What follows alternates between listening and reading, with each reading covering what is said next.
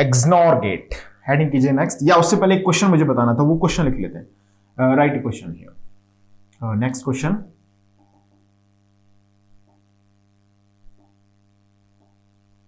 Okay, question number 46 लिखिएगा।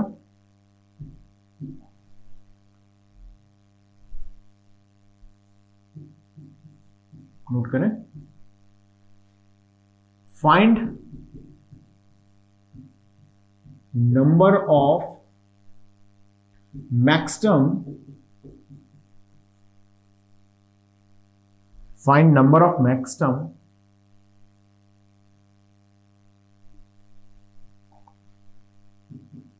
in the implementation of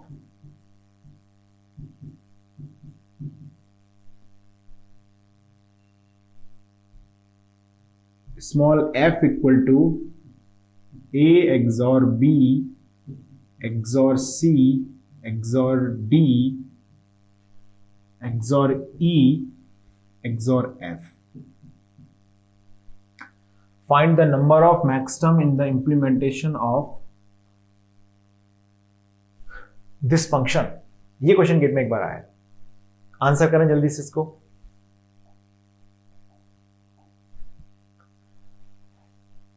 अब इसमें नंबर ऑफ वेरिएबल कितने हैं? आंसर आपका आ गया होगा सभी का, जिन्होंने भी सॉल्व किया इसको। सबसे पहले हम इसमें काउंट करेंगे कितने नंबर ऑफ वेरिएबल्स हैं इसके अंदर। देखो जरा, A B C D E F कितने हो गए? 6 वेरिएबल्स हैं, यानी कि total number of variables equal to कितना है? 6 वेरिएबल्स हैं।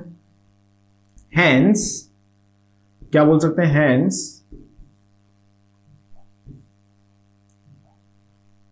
total number of possible values कितने हो जाएंगे? 2 to the power 6. For n number of variables, how many possible values? 2 to the power n. Okay, यानी कि hence, since हमें एक चीज ध्यान रखनी है, since number of maximum equal to number of minterm, since in the XOR gate, कैसे लिखेंगे? Since in the XOR gate number of maximum equal to number of minterm, यानी maximum किसकी इक्वल है? minterm की इक्वल है। यानी कि हम क्या बोल सकते हैं यहां पर?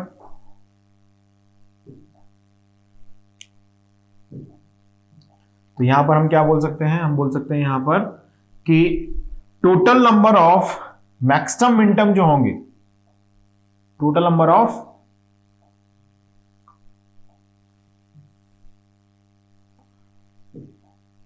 मैक्सिमम मिनटम होंगे, तो टोटल एक्सप्रेशन कितने हो गए? टोटल हमारे पास हो गए 2 to the power 6। तो 2 to the power 6 में से यानी कि 64 हो गए, तो 32 होंगे हमारे पास मैक्सिमम और 32 होंगे हमारे पास मिनटर्म्स। ओके, चलिए जल्दी से इसको नोट कर लें, इतना स्क्रीन को रोक दें और फटाफट से नोट कर लें। ये क्वेश्चन है, फटाफट से लिख लें इसको, आगे बढ़ते हैं। चलिए अब नेक्स्ट हेडिंग करेंगे, make a next heading. 7th heading है हमारी एक्सनॉर गेट।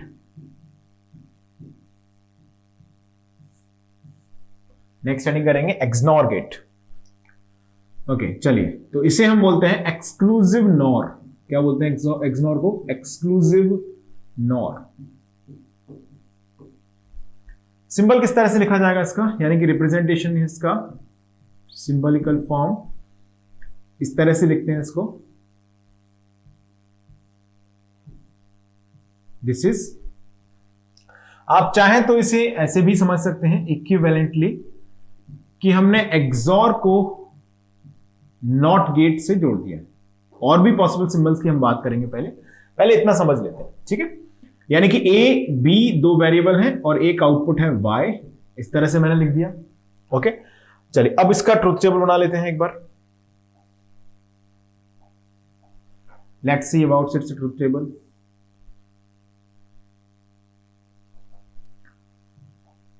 वेरिएबल्स हमने लिए ए बी, आउटपुट है y।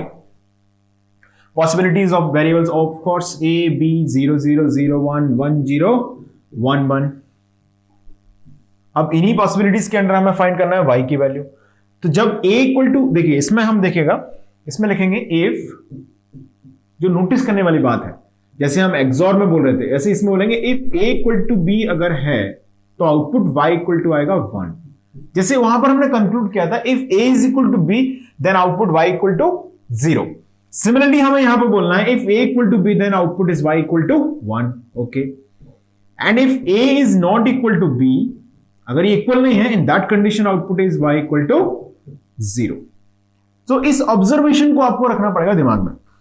अगर हमको ये ऑब्जर्वेशन याद है then easily we can conclude the truth table. Let's see the truth table. a equal to 0 b equal to 0, यानी कि आंसर क्या आएगा, जल्दी से बोलना, 0 या 1 1, बिल्कुल सही बात है। a 0 b 1 0, a 1 b 0 फिर से 0 1 1 यानी कि 1। This is the complete answer. Clear है सभी को? ओके, अब हम इसका लॉजिकल एक्सप्रेशन भी लिख लेते हैं लगे हाथ। क्या होगा लॉजिकल एक्सप्रेशन, जल्दी से बताएं आप लोग, फटाफट कंक्लूड करें। लॉजिकल एक्सप्रेशन क्या आएगा, एसओपी लिख दें या फिर पीओएस लिख दें। तो एसओपी लिख देता हूं मैं पहले, that one is more popular. तो क्या आएगा, लॉजिक 1 1 को पिकअप कर लेंगे ऑब्वियसली, 1 1। तो इस तरह से लिखा जाएगा यहां पर ए बी, यानी कि ए बार बी बार हमने लिखा, इसके लिए plus A B, and more popularly इसे लिखा जाता है ऐसे, ए एक्सनॉर बी। क्या लिखते हैं, ए एक्सनॉर बी। सबसे ज्यादा पॉपुलर नोटेशन है ये इसका। दूसरे नंबर पर पॉपुलर है, ये भी कम पॉपुलर नहीं है, ये एक्सप्रेशन भी बहुत बार यूज होगा। मतलब फॉर द टाइमिंग आपको ये 3 बातें तो पता होना ही चाहिए। इसका मतलब इनडायरेक्टली ट्रुथ टेबल ही है, ये आपको पता होना चाहिए, ये रिप्रेजेंटेशन याद होना चाहिए आपको, ये भी याद होना चाहिए और इसका सिंबल याद होना चाहिए। इतना कम से कम डिजायरेबल है एक्सनॉर गेट में याद करने के लिए। बाकी चीजें ऐसी हैं कि फॉर द टाइमिंग आपको याद होता अच्छा है, नहीं है तो हमें समझ में जरूर आनी चाहिए। जैसे हम बात कर रहे हैं, अगर मान लीजिए मैं एक्सनॉर गेट में अगर मैं एक इनपुट को फिक्स कर दूं, सपोज एट लॉजिक 0, और एक को हमने रखा है वेरिएबल एट ए, दूसरा हम यहां पर एक फिक्स कर दें एट लॉजिक 1 और एक को हम रखें वेरिएबल एट ए। तो फर्स्ट वाली और सेकंड वाली कंडीशंस में आंसर बताएं आप जल्दी से, क्या आंसर आ रहे हैं आपके। फर्स्ट में हमने देखा a इक्वल टू 0 अगर जूम करते हैं तो 0 जूम करने पर आंसर आएगा 1। a की वैल्यू कुछ भी हो सकती है ना, 0 हो सकती है या फिर 1 हो सकती है, दो ही पॉसिबिलिटीज हैं। तो हमने जब a की वैल्यू को यहां पर क्या जूम कर लिया, 0 जूम किया, तो हमारे पास आंसर आया क्या, 1। 1 अज्यूम किया तो 0, मतलब मैं बोल सकता हूं यहां पर y की वैल्यू आ रही है a bar, complement of a आ रहा है। यानी कि a को हम जब 0 मानते हैं तो 1 आता है, 1 मानते हैं तो 0 आता है, सिंपल कॉम्प्लीमेंट ऑफ a। यानी कि यहां पर ये कैसे एक्ट कर रहा है, एज अ इन्वर्टर एक्ट कर रहा है ये। अब जरा इसको समझते हैं, a 0 मानने पर आंसर आएगा 0। a को 0 मान के देखो जरा, कॉम्बिनेशन बनेगा 0 1 का, 0 1 कॉम्बिनेशन, यानी कि आंसर आया 0। ओके, a को 1 माना तो कॉम्बिनेशन बताओ क्या बनेगा, 1 1 का, तो 1 1 पर आंसर आता है 1। यानी कि हम जो a की वैल्यू मान रहे हैं वही आंसर हमारा आ रहा है। यानी कि this time it is acting as a, कैसे एक्ट कर रहा है, एज अ बफर ही एक्ट कर रहा है this time. Clear? So we are having 2 different possible combinations here, जिसमें मैंने एक बार 0 पर फिक्स किया इसको, एक बार हमने इसको 1 पर फिक्स किया। आगे चल के हम जब रजिस्टर्स पढ़ रहे होंगे या कोई भी एक ऐसा सेलेक्टिव नेटवर्क पढ़ रहे होंगे जिसके अंदर आपको, जैसे हम पढ़ेंगे उस समय पैरेलल एडर आपका, तो पैरेलल एडर को जब डिस्कस किया जाएगा एट दैट टाइम आप देखेंगे इसको हम as a selective element use कर सकते हैं कि जब आपको ए को ए ही भेजना है तब आप जो कंट्रोल पैनल है उस पर आप क्या भेज दें, 1 भेज दें। जब आपको एक को कॉम्प्लीमेंट करके भेजना है तो कंट्रोल पैनल पर क्या भेजना है, 0 भेजना है। यानी कंट्रोल सिग्नल की वैल्यू को हम एडजस्ट करके, चेंज करके अकॉर्डिंगली ए या ए बार एक्सनॉर गेट से हम अवेलेबल करा सकते हैं। मतलब ये बफर की तरह भी काम कर सकता है और इन्वर्टर की तरह भी काम कर सकता है अकॉर्डिंग टू आवर नीड। चलिए अब एक बहुत इंपॉर्टेंट कॉन्सेप्ट मुझे इसमें रियलाइज कराना है, देखिए उसके बारे में भी बात करते हैं। Let's see.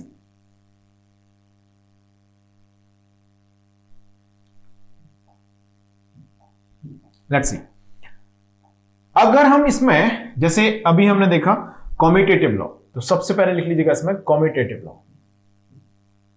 कॉम्यूटेटिव लॉ में कोई भी नई बात नहीं है, एज यूजुअल जैसे बाकी सभी में हम पढ़ते जा रहे थे। एक्सॉर में हमने देखा, एक्सनॉर में हमने देखा, सॉरी नैंड में हमने देखा, नॉर में देखा, एंड और सभी कॉम्यूटेटिव लॉ को फॉलो करते हैं। तो एज यूजुअल ये भी कॉम्यूटेटिव लॉ को फॉलो करता है। समस्या आने वाली है किसके साथ, एसोसिएटिव लॉ के साथ, वो हमें डिस्कस करना है। लेट्स सी, बात करते हैं एसोसिएटिव लॉ की। एसोसिएटिव लॉ,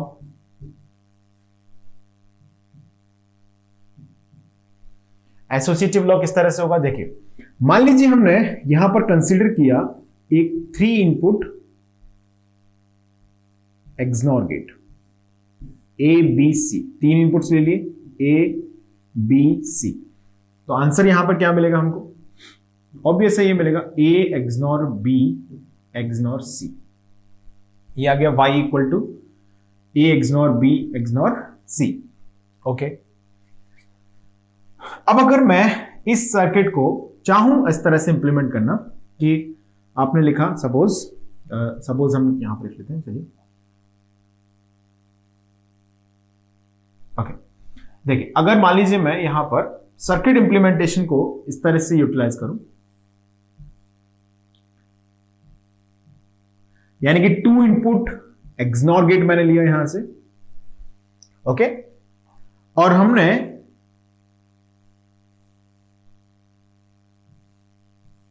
इस तरह से इसे इंप्लीमेंट किया।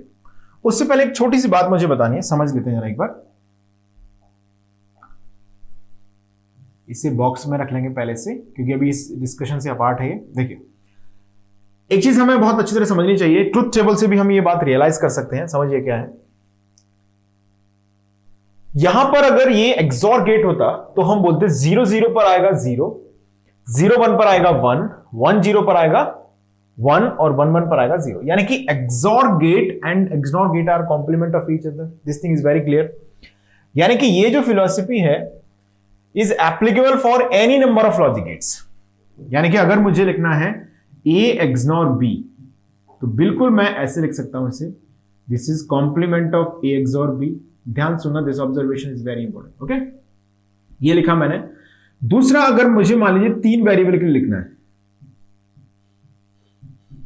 तब भी मैं इस तरह से लिख सकता हूं, complement of A XOR B XOR C, ऐसे बिल्कुल लिख सकता हूं इसे। And if I want to like it for the 4 number of variable, even for 4 number of variables के लिए भी मुझे लिखना है, then obviously I can say this is equal to complement of A XOR B XOR C XOR D। ये बात हमें थोड़ी सी अपने दिमाग में रखनी है। ओके, अब वापस से आ जाते हैं इसी सर्किट पर जिसकी हम बात कर रहे थे, एसोसिएटिविटी की। लेट्स सी, अब हमने देखा यहां से यहां पर क्या जनरेट होगा, जरा बताओ। यहां पर जनरेट होगा A XNOR B, obviously 2 input XNOR operation कर रहे हैं, ये जनरेट होगा। ओके, ये सी हमने लिखा। यहां पर y क्या आएगा, y इक्वल टू आएगा, अब आप इसको कुछ भी मान लें, इसको मान लीजिए मैंने बोल दिया कि भाई x मान लो आप, है ना। a एक्सनॉर b को हमने क्या मान लिया, x मान लिया, तो y इक्वल टू क्या आएगा, y आएगा x XNOR with c। Clear है इतनी बात। यानी कि हम अगर इसको सॉल्व करें जानने के लिए कि इसकी वैल्यू क्या आ रही है एक्चुअली, क्योंकि a XNOR b XNOR c तो ये है, अब मैं इसको सॉल्व कर रहा हूं, y equal to x XNOR c को अब मैं सॉल्व करता हूं। देखिए, तो यहां पर just put the value of x over here, तो y इक्वल टू क्या आ जाएगा, x की वैल्यू हमने इसमें पुट कर दी, यानी कि मैं इसको क्या लिख सकता हूं पहले, अगर x XNOR C को ही मैं सॉल्व करूं तो ऑब्वियस है मैं इस तरह से लिख सकता हूं इसको, जैसे एज यूजुअल हम यहां पे लिखते हैं, जैसे कोई भी दो फंक्शंस हैं a एंड b, अगर हमें उनका एक्सॉर करना है तो क्या हम ऐसे बोल सकते हैं, first XNOR second can be written as, कैसे लिख सकते हैं, 1 into 2 plus 1 complement into 2 complement. इस तरह से मैं लिख सकता हूं इस XNOR ऑपरेशन को, बिल्कुल लिख सकते हैं। यही फिलॉसफी हम यहां पर अप्लाई कर रहे हैं। x XNOR C को मैं लिख सकता हूं xc प्लस x बार c बार, ऐसे लिख सकते हैं, बिल्कुल लिख सकते हैं। चलिए तो y इक्वल टू x की वैल्यू क्या है, a XNOR b, यानी कि a XNOR b मतलब ab plus a bar b bar, जैसे कि अभी हमने देखा ab plus a bar b bar into c plus a XNOR b complement, a XNOR b complement into c complement, ऐसे लिखा हमने। अब देखिए, अब इसमें y इक्वल टू मैं क्या लिखूंगा, इसको मल्टीप्लाई कर देता हूं, a b c plus a bar b bar c plus a XNOR b complement is equal to what. अब देखो यहां समझो जरा, क्या मैं इसमें बोल रहा हूं a XNOR b complement equal to a XNOR b, तो क्या मैं बोल सकता हूं a XNOR b complement is what, a XNOR b, obviously I can say. और a XNOR b equal to होता है a bar b plus a b bar into c bar. इसको थोड़ा सा और सिंपल लिख देते हैं, कैसे लिखेंगे, a b c plus a bar b bar c plus, अब यहां पर मल्टीप्लाई कर दीजिए आप c बार का, क्या बनेगा जल्दी से बोलो, a bar b c bar plus a b bar c bar. Clear है? So this is what, this is the canonical form of representation. Canonical form को जरा स्टैंडर्ड फॉर्म में लेके आओ, आपको ट्विस्ट समझ में आएगा बात का क्या है। जरा लेके आते हैं इसको स्टैंडर्ड फॉर्म में, क्या आएगा, 1 1 1 0 0 1, ध्यान से समझते रहिएगा सब लोग, 0 1 0 1 0 0। तो y की वैल्यू यहां पर आ जाएगी, y इज इक्वल टू आएगा sigma small m 1 2 4 7, this is sigma m 1 2 4 7, sigma m 1 2 4 7। ये वैल्यू किसकी लिखी है हमने, वैसे ये वैल्यू हमने लिखी है y equal to a XNOR b XNOR c की। यानी कि हम यहां से क्या कंक्लूड कर पा रहे हैं, यहां से हम कंक्लूड कर पा रहे हैं कि this a XNOR b XNOR c is equal to sigma small m 1 2 4 7। क्या हम इतना कंक्लूड कर पा रहे हैं?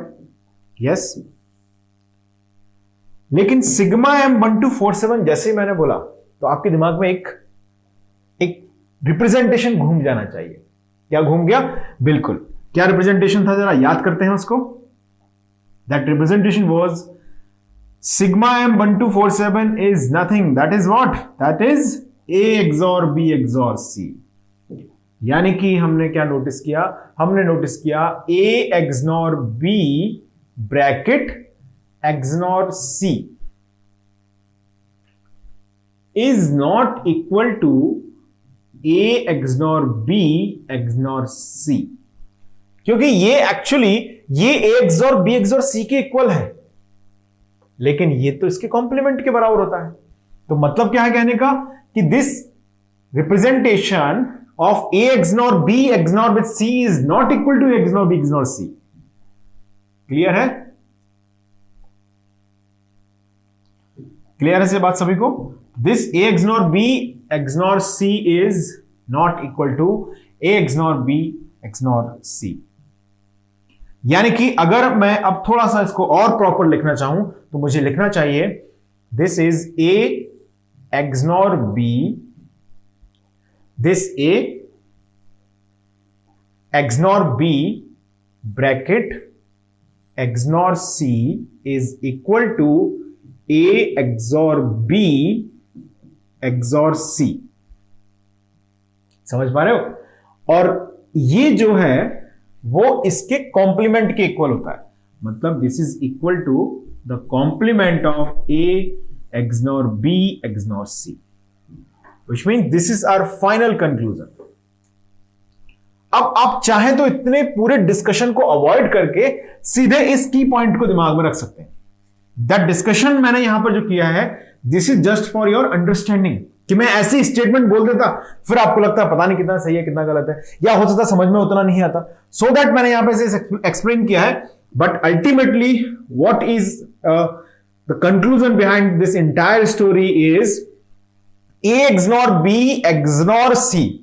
इस बात का मतलब समझ रहे हो क्या मैं कहना चाहता हूं? यहां पर मैंने दो इनपुट XNOR गेट को यूटिलाइज किया है, यानी कि अगर हम 3 इनपुट XNOR गेट को लेने के बजाय 2 इनपुट XNOR गेट को अगर यूज करते हैं तो यहां पर हमारा जो एक्सप्रेशन है वो इसके इक्वल नहीं आता है। यानी कि मुझे यहां बोलना चाहिए कि XNOR gate does not follow क्या? Associative law. ये एसोसिएटिव लॉ को फॉलो नहीं करता।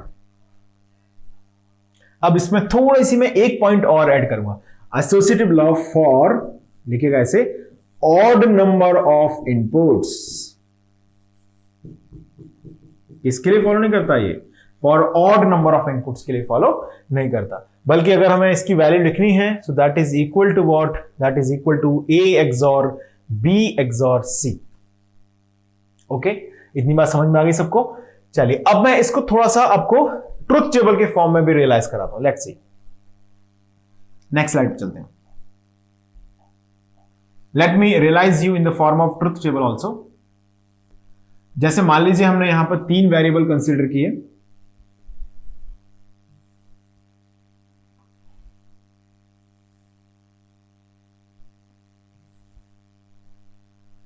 फर्स्ट ऑपरेशन हमने किया A XOR B XOR C,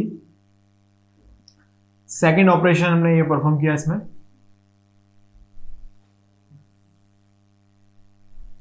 okay, and here I am taking the variables. 3 variables हमने लिए A B C, यहां पर मैं परफॉर्म कर रहा हूं A XOR B XOR C, okay, और यहां पर मैं लिख रहा हूं किसको? A XNOR B XNOR C, और यहां पर मैं लिख रहा हूं A XNOR B XNOR C, और यहां पर मैं लिख रहा हूं A XNOR B XNOR C, और यहां पर मैं लिख रहा हूं A XNOR C XNOR B। Moral समझ में आ गया पूरी कहानी का? देख लीजिए ट्रुथ टेबल से और आपको रियलाइज हो जाएगा ये 8 डिफरेंट पॉसिबिलिटीज हमारे पास हैं। तो मैं इसमें से ये सॉल्व करूंगा, ये सॉल्व करूंगा, बाकी ये लोग मैं जस्ट फिल कर दूंगा, आप लोग ट्राई करना, ठीक है? इतना हम अननेसेसरी एनर्जी वेस्ट में नहीं करेंगे। 0 0 1 0 1 0 0 1 1 1 0 0 1 0 1 1 1 0 and 1 1 1। Okay, we are having 8 different possible combinations. Clear? Let's go। अब हमें देखना है A XOR B XOR C की वैल्यू। तो A XOR B XOR C को कैसे सॉल्व करते हैं? कोई 2 का XOR कराया, आंसर आया, उसको XOR कर दिया थर्ड वन के साथ। ये हम लोग पढ़ चुके हैं, 1 2 4 7 होता है ना, सिग्मा M 1 2 4 7। तो सिग्मा M 1 2 4 एंड 7। ये मैं ऑलरेडी डिस्कस कर चुका हूं ये ट्रुथ टेबल, तो जरूरत नहीं है उसको एक्सप्लेन करने की। अब आपको मालूम है A XOR B XOR C is nothing, that is the complement of A XOR B XOR C, यानी कि 0 क्या हो जाएगा 1, 1 क्या हो जाएगा 0, ये 1 क्या हो जाएगा 0, ये 0 हो जाएगा 1, ये 1 हो जाएगा, जल्दी से बोलो 0, ये 0 हो जाएगा 1, ये 0 हो जाएगा 1, ये 1 हो जाएगा 0। इतना लिख लिया है हमने, आगे बढ़ते हैं। अब हम सॉल्व कर रहे हैं किसको? A XNOR B bracket XNOR C। इस बात का मतलब समझिए, इस बात का मतलब है कि पहले मैं ए एंड बी का इग्नोरिंग करूंगा और जो रिजल्ट आएगा उसको इग्नोर करेंगे सी के साथ। और हमें दो इनपुट इग्नोर गेट की ट्रुथ टेबल तो याद ही है, मैं साइड में लिख देता हूं आपकी जानकारी के लिए, सभी को याद है वैसे, अभी डिस्कस कर ही रहे हैं जस्ट। 0 0 0 1 1 0 1 1 ये होती है। 0 0 पर क्या आता है, इग्नोर गेट के लिए लिख रहा हूं यहां पर मैं। 0 0 पर क्या आता है 1, 0 1 पे क्या आता है 0, 1 0 पे क्या आता है 0, 1 1 पे क्या आता है 1। This is the truth table of two input ignore gate. अगर हमें यह ट्रुथ टेबल याद है देन ऑब्वियसली हम इस ट्रुथ टेबल को लिख सकते हैं। इसमें ब्रैकेट का सिग्निफिकेंस क्या है, पहले हमें ए और बी का इग्नोर ऑपरेशन करना है और जो रिजल्ट आएगा उसको सी के साथ इग्नोर करना है, दैट्स ऑल। ओके चलिए, ए इग्नोर बी यानी कि सबसे पहले कॉम्बिनेशन 0 0, क्या आंसर आएगा 0 0 का 1 1 1 ignore 0 means what 0। Okay clear है इतनी बात। 0 ignore 0 means 1 1 ignore with 1 is 1, 0 ignore with 1 is 0, 0 ignore with 0 is 1। अरे लिख पा रहे हो कि नहीं सब लोग? पहले मैं A एंड B का इग्नोरिंग कर रहा हूं और जो रिजल्ट आ रहा है उसको C के साथ इग्नोरिंग कर रहा हूं। समझो जरा, 0 एंड 1 का इग्नोरिंग किया तो क्या मिला 0, 0 एंड 1 का इग्नोरिंग किया तो क्या मिला 0, 1 एंड 0 का इग्नोरिंग किया तो क्या मिला 0, 0 ignore with 0 means 1, 1 ignore with 0 means 0, 0 ignore with 1 means 0, 1 ignore with 1 is 0, 0 ignore with 0 is क्या आएगा जल्दी से बोलो, समझो जरा। 1 ignore with 1 is 1 ignore with 1 is 1, sorry, 1 ignore with 1 is 1, 1 ignore with 0 is 0, 1 ignore with 1 is 1, 1 ignore with 1 is 1।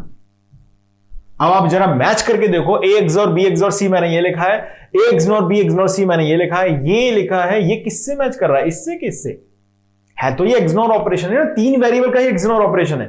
लेकिन अगर आप मैच करके देखेंगे तो ये इससे मैच नहीं कर रहा, ये किससे मैच कर रहा है, इससे मैच कर रहा है। अगर आप सिमिलरली इनके लिए भी सॉल्व करेंगे तो इनके लिए भी वही आंसर्स आएंगे जो ऑलरेडी इसके लिए हमने लिखे हुए हैं। अब कैसे करोगे इसके लिए, बी और सी को इग्नोर करोगे, जो रिजल्ट आएगा उसको ए के साथ इग्नोर करोगे तो ये वाला फिलअप हो जाएगा। ए एंड सी को इग्नोर करोगे, जो रिजल्ट आएगा उसको बी के साथ इग्नोर करोगे तो ये बन जाएगा, ये ट्रुथ टेबल आएगी। मैं यहां पर कैलकुलेशन को अवॉइड करने के पर्पज से इसको आपको सीधे लिखा रहा हूं, जल्दी से इसे नोट कर लें। इतना फटाफट स्क्रीन रोकें और जल्दी से इसको नोट कर लें। चलिए अब लिखिएगा नेक्स्ट नोट पॉइंट, समझिए जरा। देखिए हमने मान लीजिए इस तरह से लिखा A XOR B, तो A XOR B को हम कैसे लिख देते हैं, हम लिखते हैं A bar B plus A B बार, या मैं इसको और आसान भाषा में लिखूं तो 1 XOR 2 को मैं लिख देता हूं 1 कॉम्प्लीमेंट 2 प्लस 1 इंटू 2 कॉम्प्लीमेंट, ऐसे लिख देते हैं। सिमिलरली हम एक्सॉर गेट में भी ऐसे लिखते हैं, कैसे A XNOR B equal to AB plus A bar B bar. Okay, अब इसको आपने लिखा 1 एक्सनॉर 2, तो हमने क्या लिख दिया ऐसे 1 into 2 plus 1 complement into 2 complement, ये लिख दिया। ओके, अब जरा आप लोग आंसर बताएं किसके, देखिए आंसर क्या क्या बताना आपको।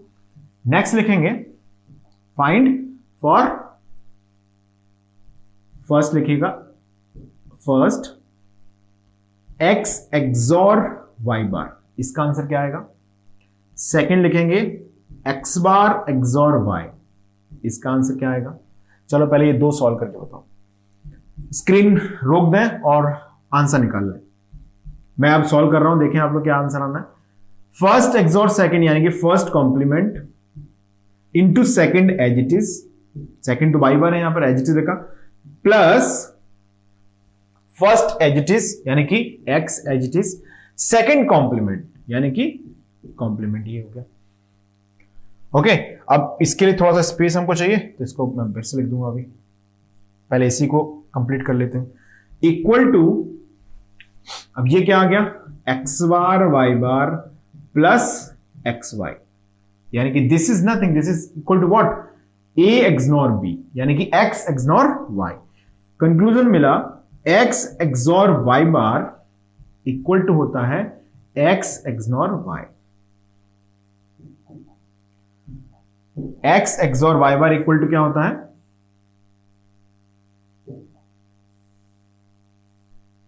एक्स एक्सनॉर वाई, यानी कि हम इसको यहां समझ गए। ठीक है, अब देख लेते हैं सेकंड पॉइंट। सेकंड पॉइंट क्या मैंने बोला था, मैंने बोला एक्स बार एक्सॉर वाई की वैल्यू, तो हम इसे क्या लिखेंगे, वही तरीका है फिर से, 1 complement into plus 1 into 2 complement.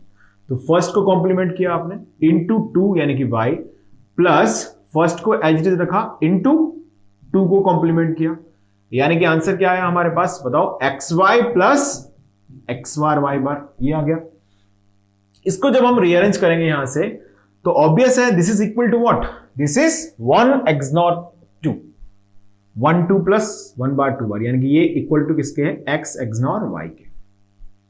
Clear है, यानी कि हम इसे क्या लिख रहे हैं, X bar XOR Y equal to X XNOR Y, ये मिल गया।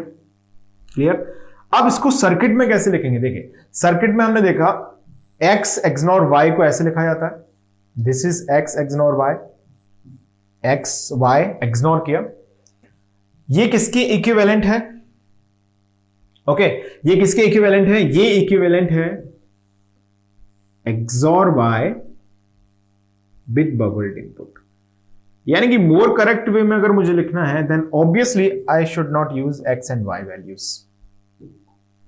ओके, यानी कि यहां पर ये क्या होगा, XNOR gate is equal to single bubbled XOR gate.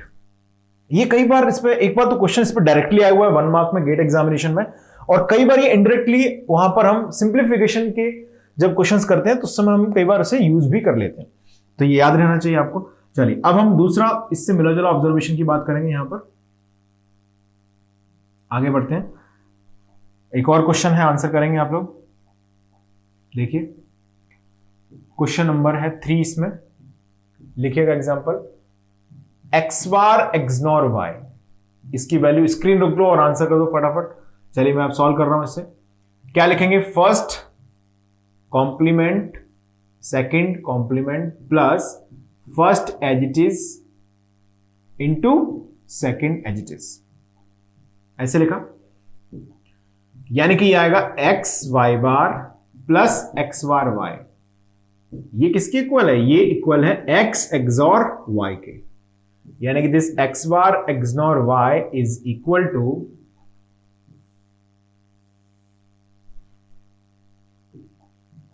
This X bar XNOR Y is equal to X XOR Y.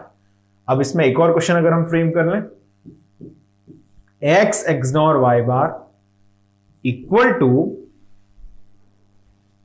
ये किसके इक्वल होगा, फिर से सॉल्व कर लेते हैं वही तरीका, दोनों को हमने क्या किया, complement X Y bar plus दोनों को as it is X Y bar, तो यहां पाएगा X bar into Y plus X Y bar. इसकी वैल्यू अगर हम लिखते हैं यहां से तो इसकी वैल्यू आती है एक्स एक्सॉर वाई के equal, and this is what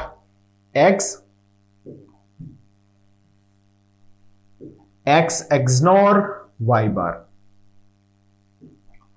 okay, मतलब अगर हम इसे लॉजिक सर्किट में इंप्लीमेंट करें इस एक्सप्रेशन को, तो क्या मैं इस तरह से लिख सकता हूं इसे,